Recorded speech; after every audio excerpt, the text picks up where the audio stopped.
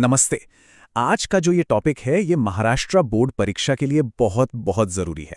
मैं आपको यकीन दिलाता हूं कि अंत तक आपको इस विषय पर पूरी कॉन्सेप्चुअल क्लैरिटी मिल जाएगी, जिससे आप एग्जाम में एकदम सही जवाब लिख पाएंगे।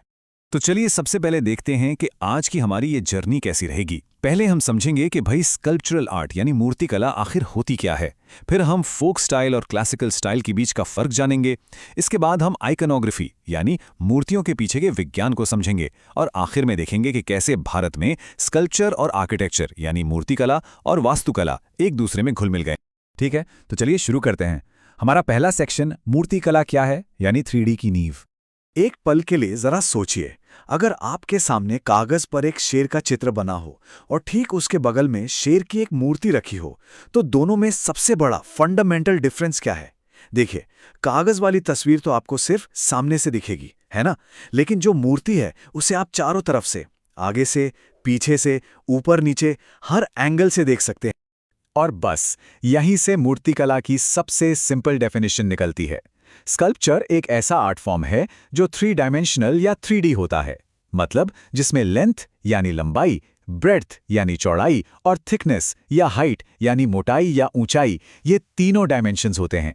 यहां थोड़ा रुकिए, इस बात को अच्छी तरह से समझ लीजिए, क्योंकि ये इस पूरे टॉपिक का सबसे बेसिक और सबसे इंपॉर्टेंट पॉइंट है। अच्छा, अब इन मूर्तियों को बनाने के 3 मेन तरीके होते हैं।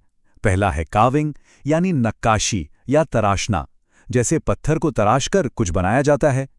दूसरा है कास्टिंग यानी ढलाई, जैसे किसी मेटल को पिघलाकर एक सांचे में ढालना।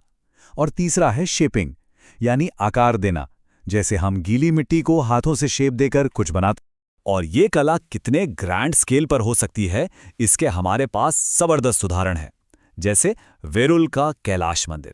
सोचिए, ये एक ही चट्टान को ऊपर से नीचे तक काटकर बनाया गया है।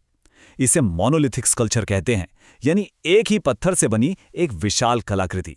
और हां, हमारा जो नेशनल एम्बलम है, जो सारनाथ के अशोक स्तंभ से लिया गया है, वो भी स्कल्पचरल आर्ट का एक बेहतरीन नमूना है।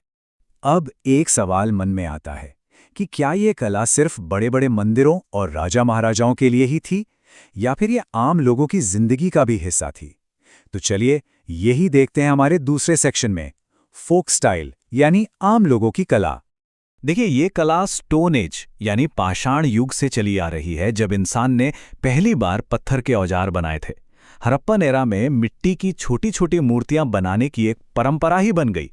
और कमाल की बात यह है कि ये परंपरा आज भी जिंदा है। जैसे दुर्गा पूजा में बनने वाली मूर्तियां या महाराष्ट्र के बैल पोला जैसे त्योहारों में हम इसे आज भी देखते हैं। तो इस फोक स्टाइल की खासियत क्या है? पहली बात, ये आम लोगों की कला है। दूसरी, ये सदियों पुरानी परंपराओं पर चलती है, किसी टेक्स्ट बुक के रूल्स पर नहीं। इसे त्योहारों और सामुदायिक रिचुअल्स के लिए बनाया जाता है, जैसे गणेश जी की मूर्तियां, गौरी के मुखौटे या गांव में जो वीरगल यानी मेमोरियल स्टोन्स मिलते हैं, ये सब इसी का हिस्सा है। तो फोक स्टाइल से अब हम आगे बढ़ते हैं अपने तीसरे सेक्शन पर, क्लासिकल स्टाइल यानी राजाओं की कला। जैसे जैसे समय बदला और बड़े बड़े राज्य बने, तो राजाओं के संरक्षण में एक ज्यादा डिसिप्लिन्ड और रूल्स वाली स्टाइल डेवलप हुई। ये वो शैली है जो रॉयल पैट्रनेज यानी शाही संरक्षण में फली फूली। ये स्थापित नियमों और सौंदर्य के सिद्धांतों यानी एस्थेटिक्स के हिसाब से चलती थी।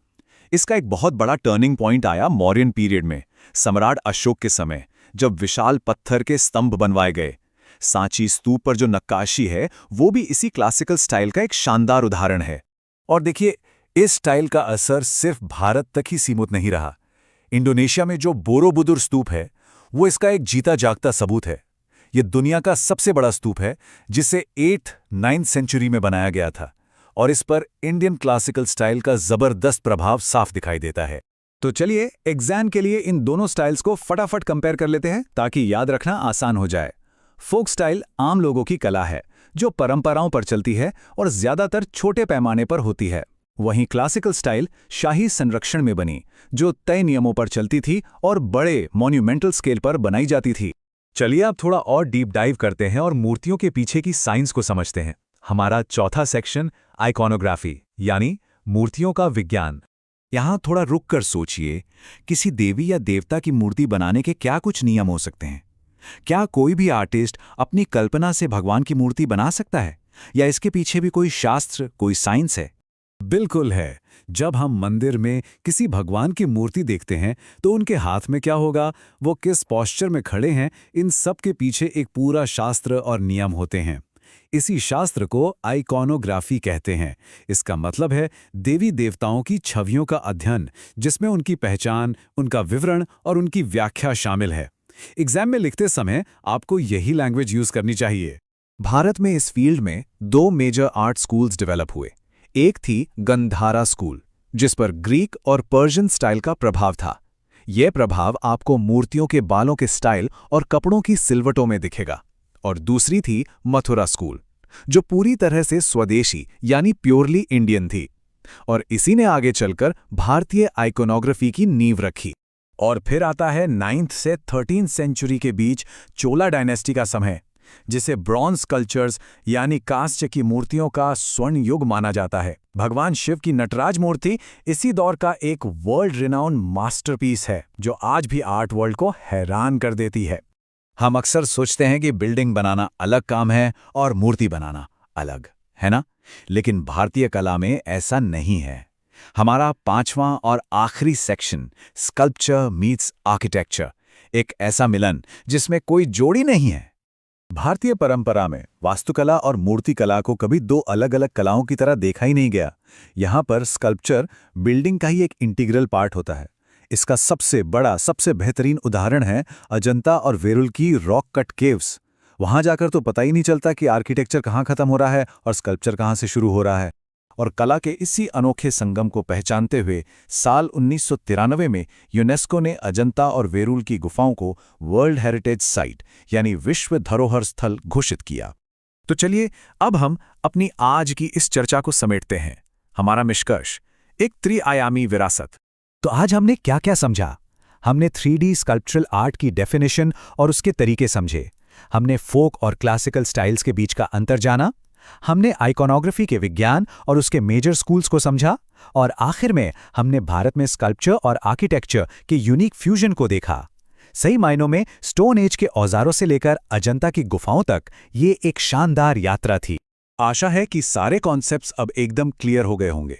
अगर ये विश्लेषण आपको मददगार लगा हो तो इसे लाइक करें। अगर कोई भी डाउट है तो कमेंट में ज़रूर पूछें। और महाराष्ट्र बोर्ड से जुड़े ऐसे ही और टॉपिक्स के लिए आप चैनल को सब्सक्राइब कर सकते हैं।